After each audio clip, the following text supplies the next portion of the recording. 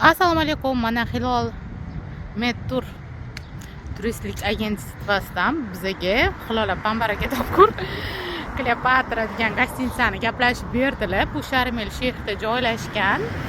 Va shu zo'r ekan, to'g'risi super. Gap yo'q. Umuman hamma sharoitlari zo'r ekan. To'g'risini aytganda yoqdi. O'sha bugun kelishimizni 3-kuni adashmasam. Doğrusunu aytganda voqealar video qilib tashlab berishga vaqtim bo'lmadi.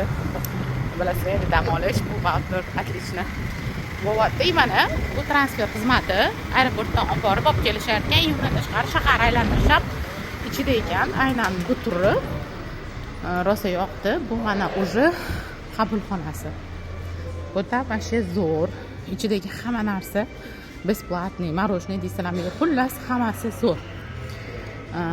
5 mahal ovqat deyishuvdi. Bu 5 mahal emas ekan.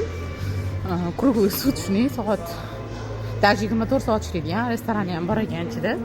Xullas yarim kechasi ham qorning och qolsa, och qolib ketmaysizlar degani bu.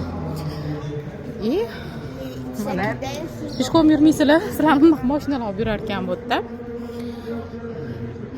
Mana xohlagan joylardan joy qilib berishar ekan, gaplashsanglar bo'ldi. Hilol opa, kattakon rahmat, zo'r joy qilib beribsiz. Alloh rozi bo'lsin. Oilaviy dam olishga ham rosa zo'r joy ekan. Bemalol kelib dam olsanglar bo'ladi. Mana kafelari juda ko'p. Bot kafe, o't kafe, pastda yana ikkita kafe bor.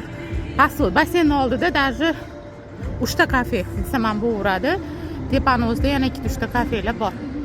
Kim nima xohlasa yuradi. Qiziq bo'lyapti. Даже bu yerda sun'iy dengizi ham bor ekan.